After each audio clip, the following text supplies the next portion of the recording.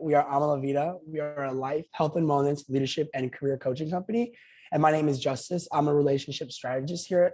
And what that means is you get a complimentary conversation with someone on my team. And during that half-hour call, we're going to dive deeper into your current situation and the goals that you have for yourself.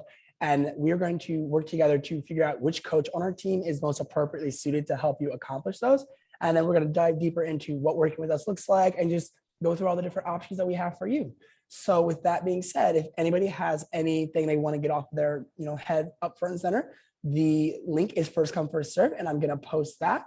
And anybody who comes to us from a webinar event, they get their first session free. So as you're considering budgeting and things like that, something to consider is that your first month could be half off.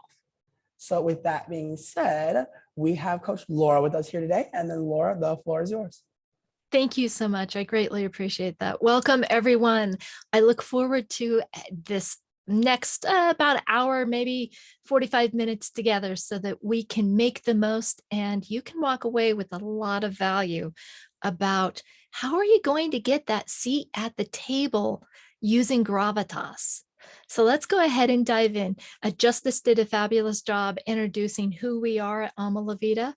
The one item I always like to just tell everybody is great leaders, they're not born. We believe they're made.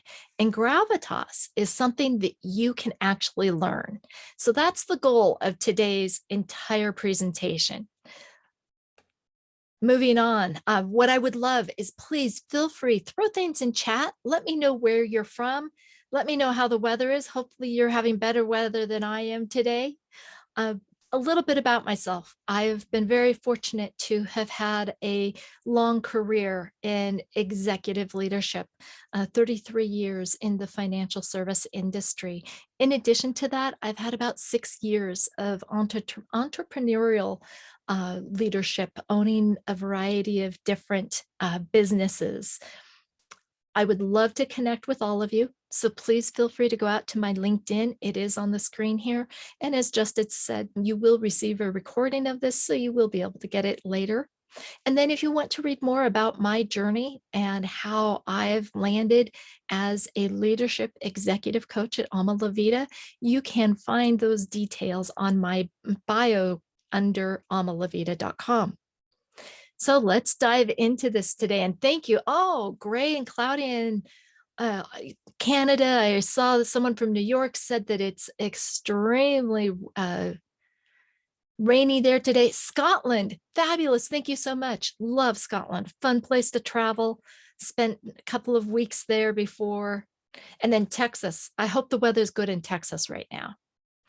Indiana, raining earlier today. Thank you all.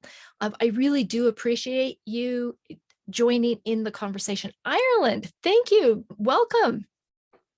As you can tell by my last name, McFadden, I have a little bit of Scottish and a little bit of Irish in myself.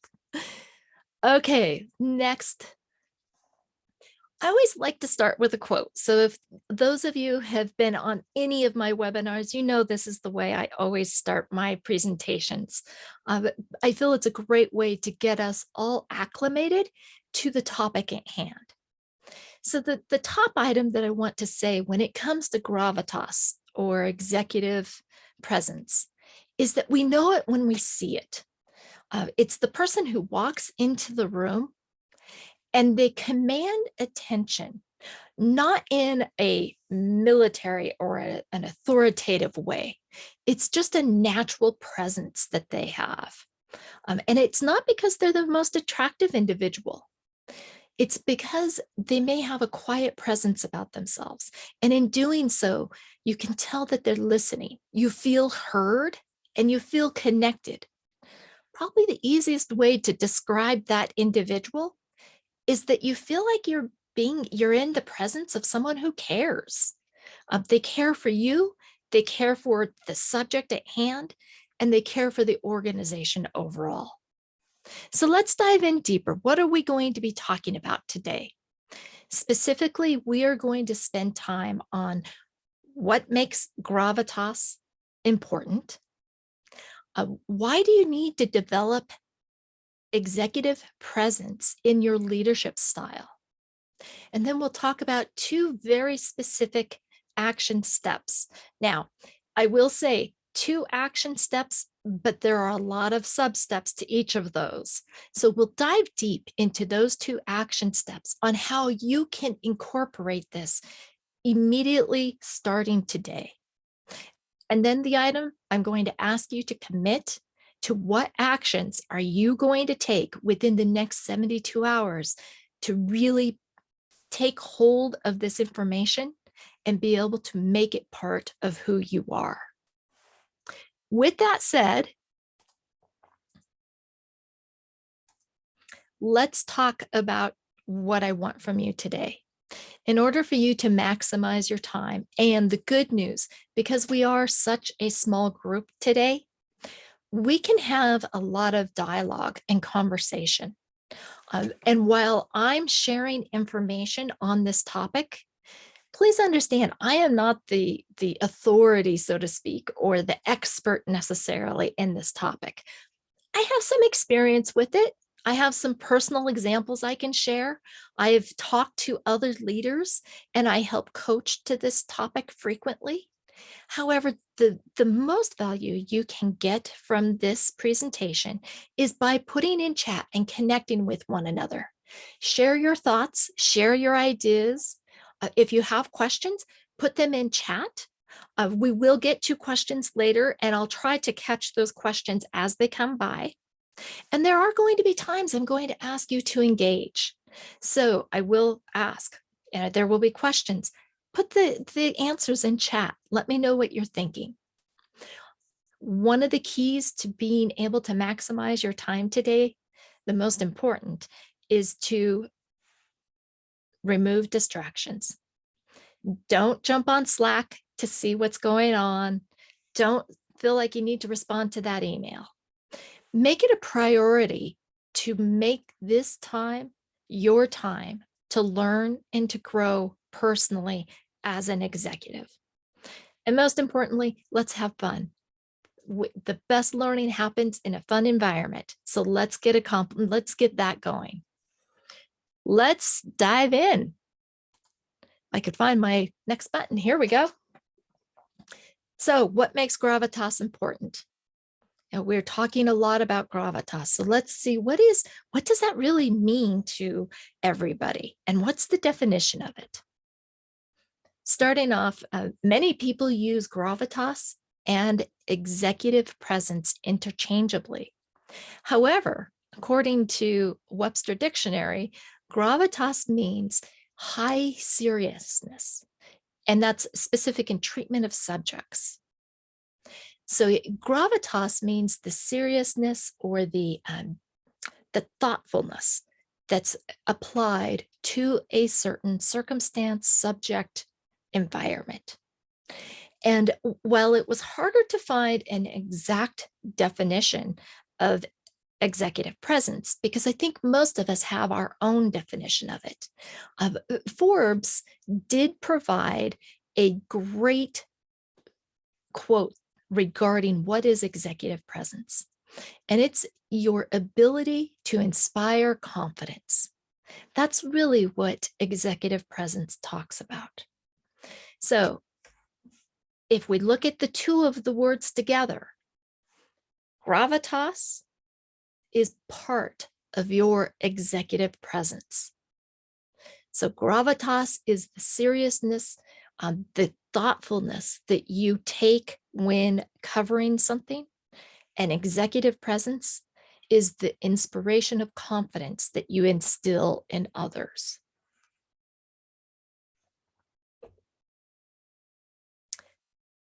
So gravitas being part of executive presence. I like to think about it as almost the interconnectedness.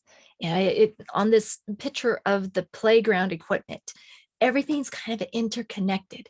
Gravitas is that interconnection to be able to help you with your confidence and inspiring that confidence or the executive presence. The best news about this is that both of these are learned skills. You can apply different activities and tools in order to achieve this.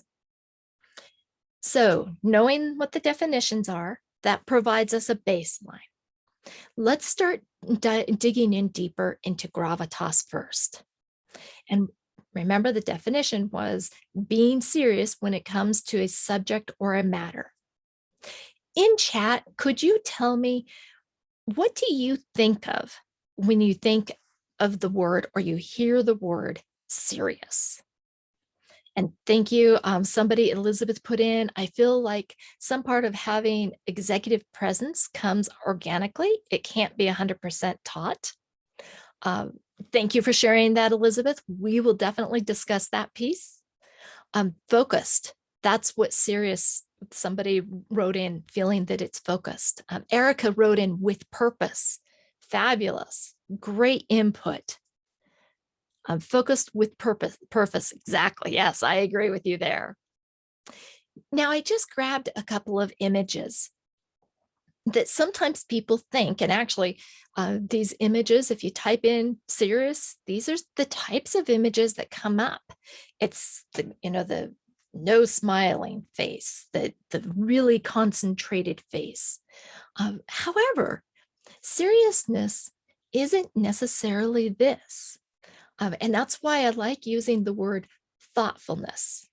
A negative connotation. People always say not to be so serious. Thank you. I appreciate you sharing that different side of it, because that is so true. And that's why I always want to start off with the discussion that although the definition of gravitas says being serious, really it boils down to being thoughtful. And being thoughtful entails listening to what others have to say. And I mean, really listening to hear what they're saying. And then being open to feedback and being open to wanting to be able to improve. So sometimes gravitas means a variety of different areas. It's not just as simple as having a seriousness about yourself or having a thoughtfulness about yourself. It takes several different steps. So let's dive into what those steps are. Basically, according to a news article in the Harvard Business Review, it was determined that gravitas boils down to these 4 steps. First off, know yourself. You need to start by knowing who you are and what's important to you. What are your values? Understand what your emotions are about certain subjects and what triggers those emotions. So there's a little bit of emotional intelligence in this as well. Knowing what your goals are. Why do you want to understand executive presence and gravitas? What's the goal or the outcome? Now, the next item is to be able to ask for feedback. This is part of gravitas as well, because in order to know ourselves, we need to know how others are perceiving us. Because just because we feel that we are coming across a certain way doesn't mean that we actually are. So we do need to ask for the feedback from others. How many of you have asked for feedback and you've received oh, there's nothing that you need to do, or you're doing great? If you have ever had that type of feedback, place a 1 in the chat. Yep. Seeing lots of 1s come across. And sometimes that can be really frustrating because we're trying to grow. We want to achieve great things, but it's hard if people aren't willing to provide feedback. So a little tip I'll give you right off the bat. If there is a situation where you're needing feedback and all you're getting is, oh, you're doing great. There's nothing I could tell you to change. If somebody says that, say, thank you. I really appreciate that. Now, if there was one way that I could improve, what would it be? The other important item when asking for feedback is try to be specific. If you are too open-ended, when it comes to, oh, well, how am I doing? There's so much to cover, it can almost be overwhelming. So be very specific and very directed when you're asking for feedback. I would say, do ask for feedback on, for example, the presentation you're giving. You may ask your supervisors, ask the individuals in attendance, say, what one tip could you say I could have done better? Also, if you would like, ask what went well. So that's one way to engage and to be able to get some honest feedback, because feedback can be really challenging to get from people. Number 3 is to connect. Gravitas really boils down to being able to hear and listen to what others are thinking and are saying. So remember, when it comes to connection, it's not just conversation. It's what's not being said. What could their body language be saying? And I know in today's world that can get harder to try to anticipate or to try to interpret. We'll discuss that a little bit later. But always make time to connect with individuals and really hear what they're saying. The final area of gravitas is integrity. And the importance here, it does lead back to know yourself, because in order to show your integrity, you need to be able to act from a position of understanding and alignment with your values. So it helps you to build confidence, because as you align with your values, your actions align with what you want to do, what your purpose is, that gives you greater confidence. So being and having integrity and demonstrating integrity falls under gravitas, but it helps build confidence, and confidence is your executive presence. So let's dive into the next area: developing your executive presence and your leadership style. Earlier, we talked about how this is defined. So we want to keep that definition, because as I said, I know many of us have different ideas of what executive presence is. For this specific program, we're going to use executive presence as your ability to inspire confidence. So some people refer to this as your it factor. Let's explore it a little further. It's the factor of you see it when it walks in the room type thing.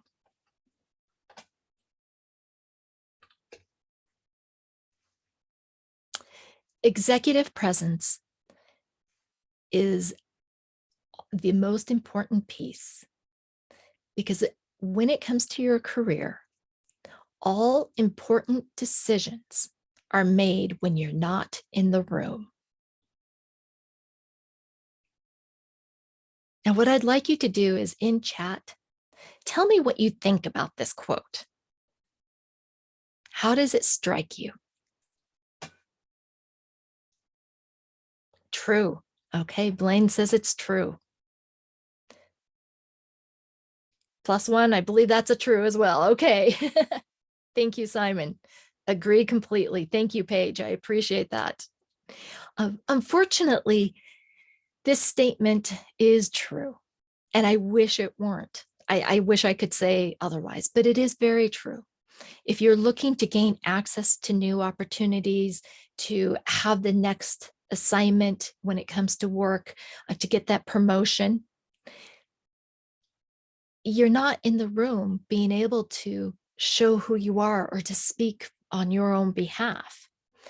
And so what does that mean? You need to be building your executive presence long before those decisions are being made. So how do you do this? Thank you, Paige, for sharing that. I appreciate that very much. And Elizabeth, as we talk about this, I know earlier you said that you felt like some of it needs to be innate. So let's make sure that we bring that factor up as we go through this. So how do we build this? How do we make sure that even though we're not in the room, our executive presence shows up?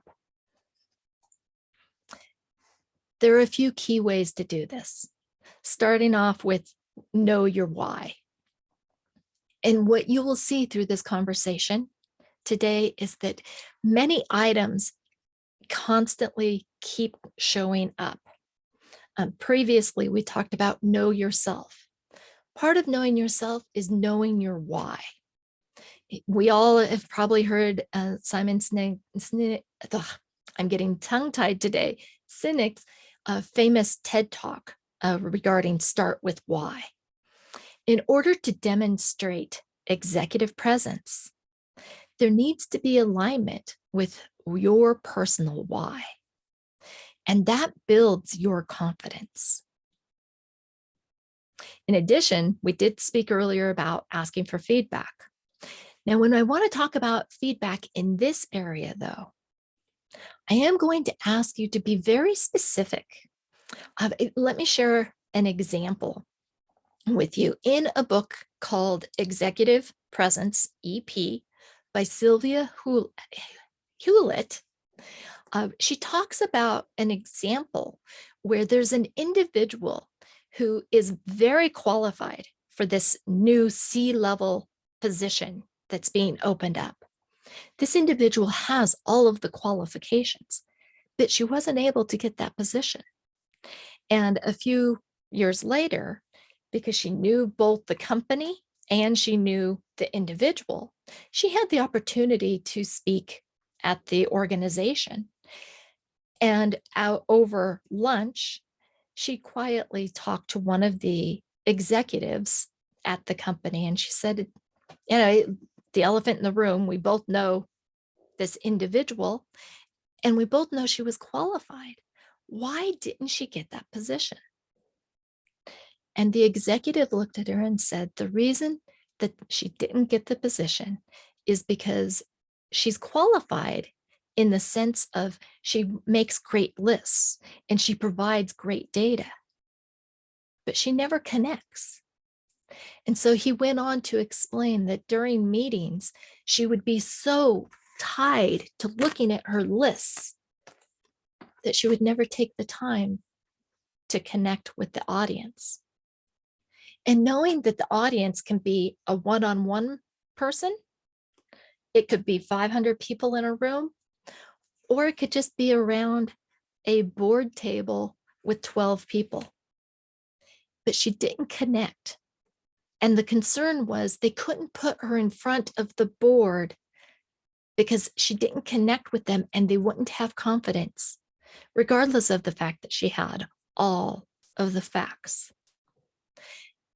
So when we're talking about asking for feedback in this situation, I want you to think about how you connect and what kind of questions could you ask about feedback regarding your ability to read the audience, to connect with individuals, to be able to carry this to a new level.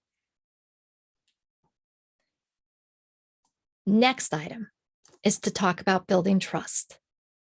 Once again, this ties back into connection as well. In order to really hear people, in order to be able to inspire confidence, you have to build trust with individuals. You have to be able to do that on a micro and macro level. And it can be challenging. If you are a CEO of a huge organization, you need to be able to have all of the employees trust your vision. And yet you might not have talked to all of those employees. So how do you do this? You do it by talking in language and in words that make sense. You listen to those concerns. You do the best you can to connect at the different levels throughout every day. And let's circle back to, in order to be in the room when you're not actually in the room, how do you do this? You do it by having trust and building trust with the individuals who will be in the room so that they will advocate on your behalf. Let's move on to what else you can do in order to really build your executive presence. The next area is you need to be authentic. You need to be real and true to who you are. Unfortunately, and I think we all know this, we can spot a fake coming a mile away. And that's not who we want to be. We want to be true to who we are. And this goes to every aspect in the way that we talk, in the way that we walk, in the way that we appear. And I will later talk a little more about this, but I want to reach out real quick and ask how many of you on this presentation today are introverts? If you could throw in the chat a 1 if you consider yourself an introvert. And I'll be the first to say, I'm actually an introvert. Now, an introvert, it doesn't mean that you can't have gravitas. It doesn't mean that you can't have executive presence. It means that you don't gain your energy from those other areas. Now, the reason I ask this, though, is that being an introvert, you have to be authentic to who you are. I'm not going to ever be an individual who will walk into the room and be the one making the jokes and being the center of attention. But I can be very comfortable and very confident if I need to take the stage to talk about something. In addition to that, you need to be able to balance your vision with the being practical. And really what this boils down to is that, have you ever worked for an individual who is such a visionary? They're 20 steps ahead of everybody else, and you can see the vision. But how do you get there? What are the steps that need to be taken? This does go a little bit to what we were talking about before, is that connection. Even though you're the CEO, you have to have the vision. You also need to have a connection to the people that are doing the work. And how practical is this vision?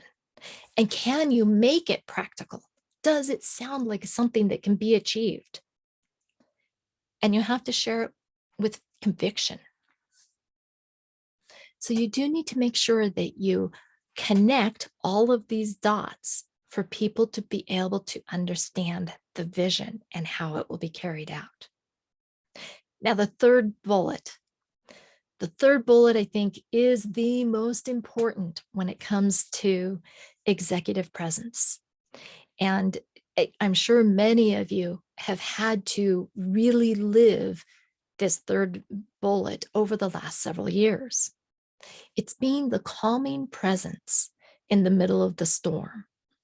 And not even the storm, just the unknown.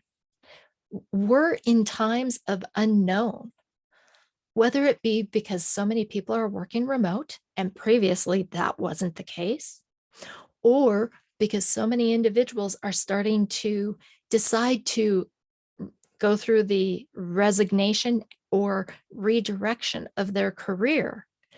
There are so many unknowns that we're dealing with right now.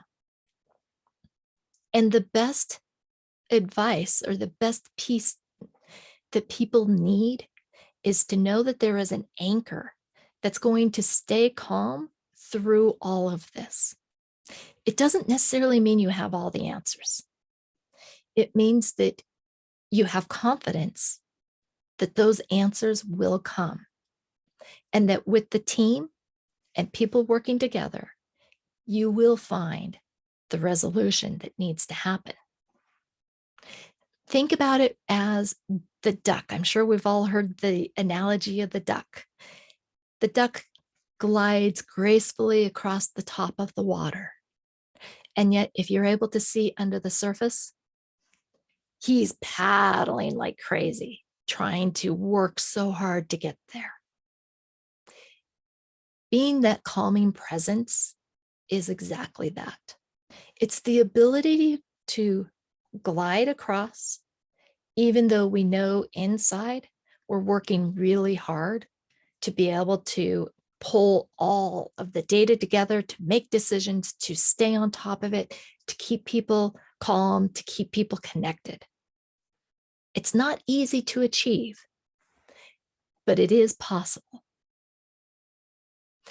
So let's talk about what are those steps. Remember, I said at the very beginning, there's going to be 2 steps that I'm going to give to you today that you can implement immediately. So let's dive into what those 2 specific steps are. One is going to be confidence. The second is going to be called being seen. Starting with confidence.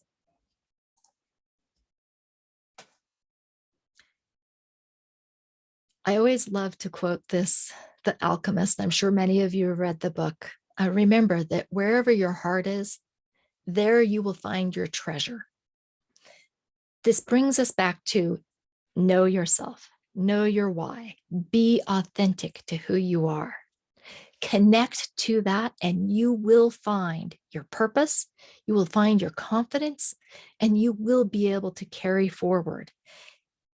So, to do this, what you need to do is cultivate and create your personal brand. Now, for many of us, I'm not a marketing person. So I'm thinking personal brand. Okay, brand marketing.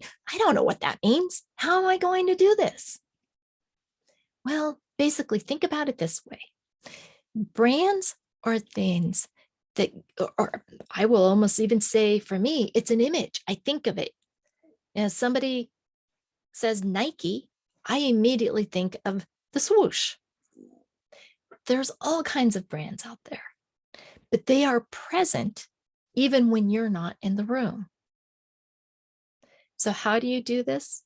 It starts with ensuring that every message you create inspires, inquires, or provides input of value. This is in every conversation, in every email, in every presentation. What you need to be able to do is find a way to, with your message, inspire the group, inquire for more data, more detail, or to provide value. In other words, you need to be very intentional. And in order to create your brand, you do need to be very intentional. It's a process. It's ensuring that every time you show up with that same person. Explaining the last one. Thank you, Sylvia. You want me to explain input of value? Specifically, what I mean there is when you're contributing to a conversation, an email, or a presentation, make sure that what you are giving in your message is of value to the rest of the conversation or to the subject matter at hand. In other words, don't just repeat what another person has said. If you're going to do this, try to give value. Not every conversation needs to have all 3 of these items. So don't also feel like, oh, as I'm doing a presentation, I need to inspire, I need to inquire, I need to give value. It's important to understand what is needed by the audience, whether that be the audience of 1, the audience of 12, or the audience of 500. What's needed? And then if it's inspiration that they need, that's what you need to bring forward.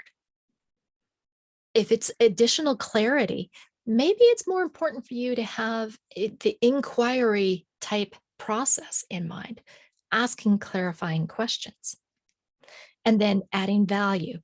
Maybe they need help connecting the dots.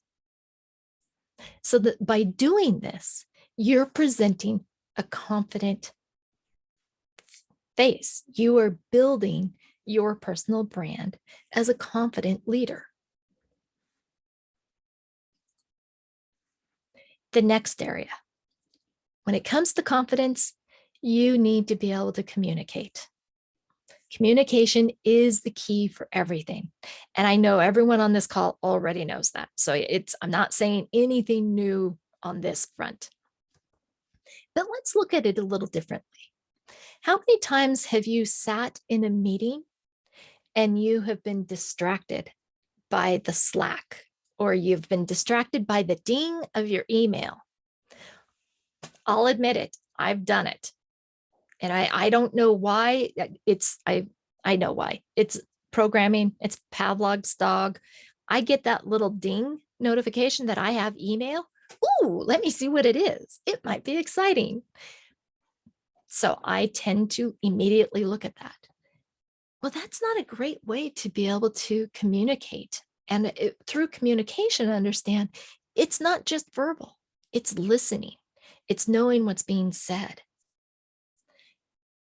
The key to having great communication is making sure that you are fully attentive on the meeting or the matter at hand. So if you're in a meeting, don't have your cell phones next to you. Put them someplace else. Put them in your pocket, put them in your purse. Unless there's an emergency that you need to have them on the table, okay. But the key to it is not having them there. So you can fully focus on the meeting at hand. You can engage in that meeting. Using eye contact. This goes back to the example I shared earlier from the book Executive Presence. People feel confident in individuals who provide eye contact. And we all know eye contact doesn't mean staring down an individual. It's looking at individuals. It's reading the room. It's sometimes looking away, but it's being in tune to what's going on. The most important aspect is it's helping the individual know and feel that they are important. They are important enough that you want to fully listen to what they're saying. The next aspect of creating your personal brand through confidence is using your full voice. Have you ever noticed that through conversations, because we are so accustomed to one another, we know what they're going to say, we're in a familiar setting, that our tone tends to become more monotone. It just becomes casual. It's, we take it for granted. It's just what it is. Once again, if we become very intentional with our tone and how we say things, it will help grab the attention of individuals. And if you happen to be the individual that's running the meeting and you have other individuals there that might be distracted by their phones, or in today's world of Zoom, where you can't necessarily see everybody, one way to be able to grab attention is by changing the tone of your voice. Lower the tone when it comes to a point that you really want to have make sense. Also, a key is that ever-present silence. I'm sure all of you have heard the rule, the golden rule, silence is golden. How many of us are comfortable with silence? Put a 1 in chat if you're comfortable with silence. Oh, I love it. Thank you for sharing. That is great. And okay, maybe you all need to be teaching me this, because I'll be the first to admit, I don't like silence. It's extremely hard for me to sit still and listen in silence. And for the longest time, I had a clock in this room. And the reason I had it here ticking is because it gave me something to listen to when there was silence. It was a little trick I played on my mind to be able to love silence. Now, when it comes to communication, Silence is so critical. It's placing that purposeful pause at the right place in the entire presentation or in the meeting. Because what that does, it causes individuals to sit back and think about what was just being said. Or it grabs individuals' attention. If everybody's been talking, and then there's a pause, people are going to look. And now you have their attention to say what you want to say. So the pause is extremely important, and it's a skill that any of us can learn, and it helps to build credibility and confidence. Finally, the area that you need to think about is your physical appearance. Dress is part of it. And it's not that you need to dress in a three-piece suit. That's not what I'm speaking of. But you do need to dress in a way that provides you confidence, that makes you feel like you're ready to go. Whatever that might be. And I know we've all heard the stories that Steve Jobs wore his black turtleneck. That was his uniform. That made him know what he was going to do for the day. So it doesn't have to be anything crazy. It doesn't have to be the three-piece suit. It can be something simple. It can be the brooch. It can be the scarf. It's whatever gives you confidence to know that you can take on whatever challenge comes. Now, the next item, when it comes to physical appearance, is stand tall. There was, once again, in the book Executive Presence, the example that during an orchestra, I'm drawing a blank on the word. It was, the individual was it was basically a job interview for the orchestra. I apologize about that little gap there. An individual, one person walked out and they looked down. They were kind of hunched. They got to the table where they laid out their music. They looked around waiting for the orchestra members to come to attention, but they never really commanded attention. They didn't fill the room. There was another individual, however, that walked out less experienced, head held high, shoulders back, and smile on their face like they were going to make the best music ever. You could tell that they had connected to their why. They were there to move people with their music. They walked up to the stand. They put their music out. They looked at the orchestra. They smiled at them. The person nodded, and the music started. Needless to say, in that job interview, I'm sure you know who got the job. Your appearance, standing tall, even when you feel small, gives you the chance to have that confidence and to demonstrate it without even having it. There was one item there, though, that I missed, and I didn't miss. I said it, but I said it very quietly. The individual smiled. That's a key. You want to connect. You want to be able to show confidence to others. Smile. It's the way that we communicate to one another without saying words. It's the way to say, I've got this. I know I have this. Smiling is one of those areas or one of those techniques that tend to get overlooked when we are nervous. Put a smile on your face, and it's amazing how confidence will come to you. So we've talked about confidence quite a bit. All of these have been steps that you can implement in order to really build your gravitas and your executive presence. The next step or the next other action you can take is being seen. And it's hard sometimes to believe that you can control this, but you do have the ability to control this. So let's jump into that one. Oops, went one slide too fast. There we go. Being seen. The way to be seen is actually very simple. And this includes for introverts. We can do this part. It's showing up to meetings a few minutes early so that we can connect with one another. As an introvert, I know I've heard many individuals talk about, oh, I show up at the last minute so I don't have to talk to anybody. Conferences, I'm not going to, I'll sit at the table at the back so that I can sneak out if I need to.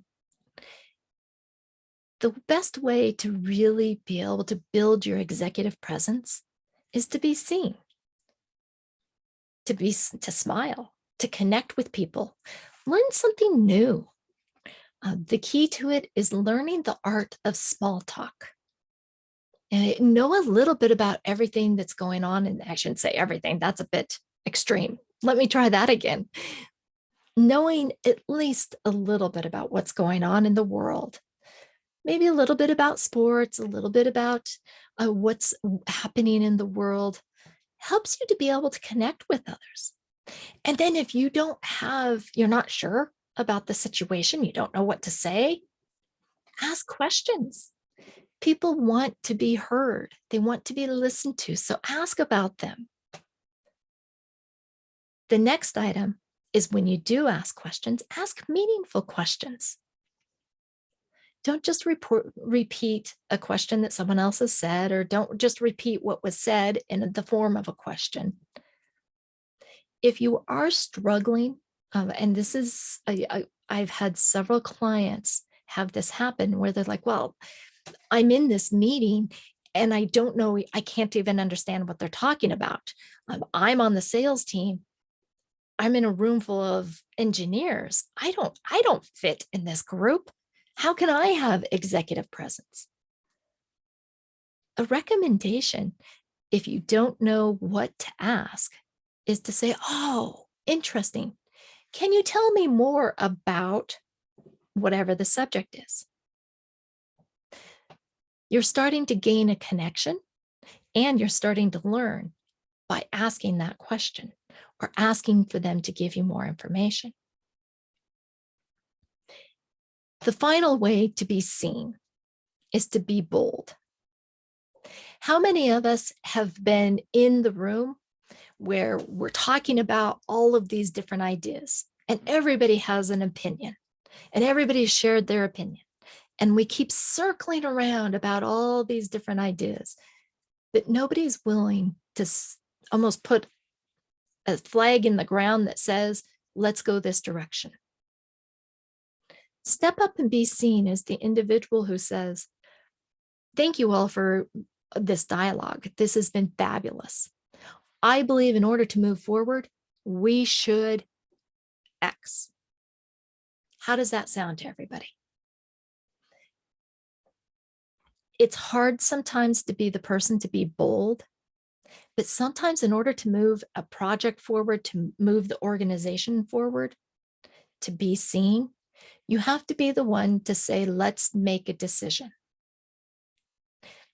And if you are the one that makes the decision, you have to also be willing to know that it might not be the correct decision. If that's the case, own up to the error, fix it, and move on.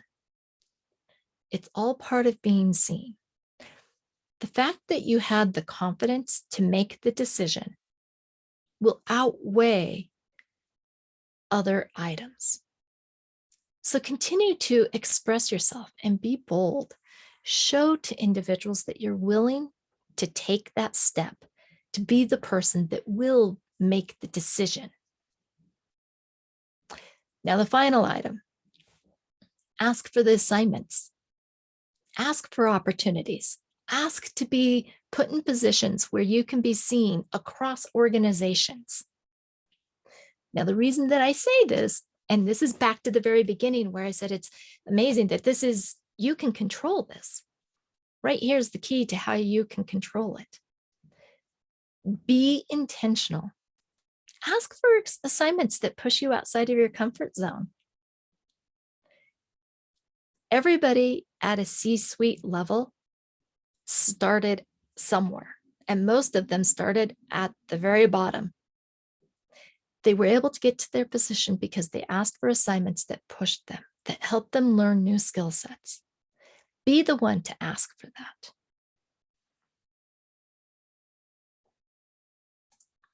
So, next steps.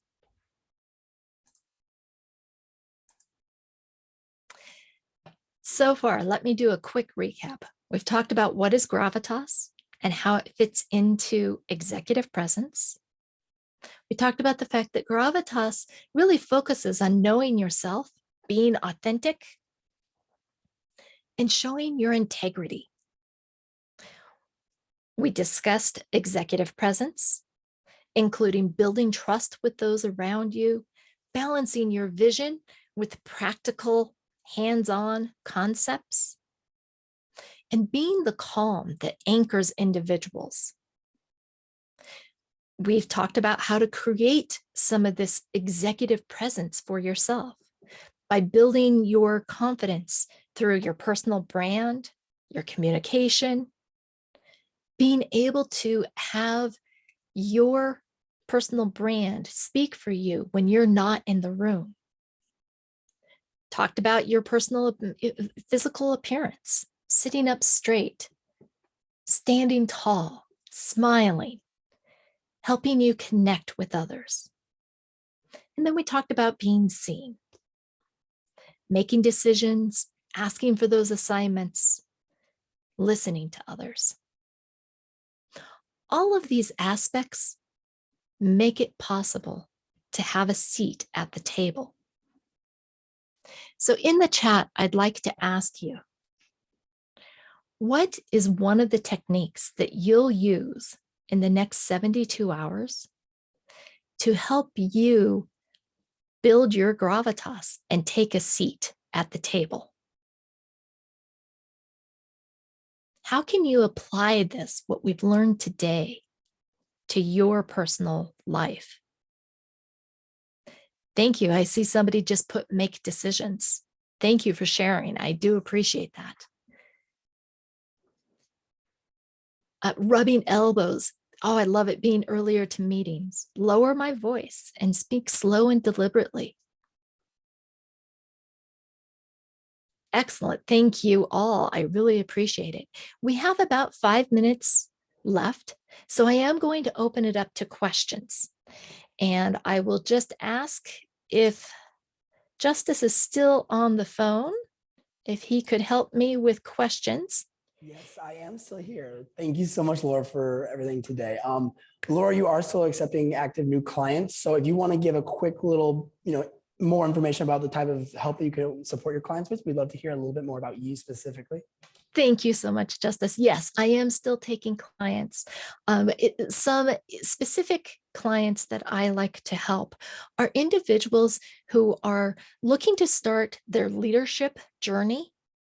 They may be new managers, or they may be managers in the role for a period of time, but they realize that they're missing something to really get them to that next level.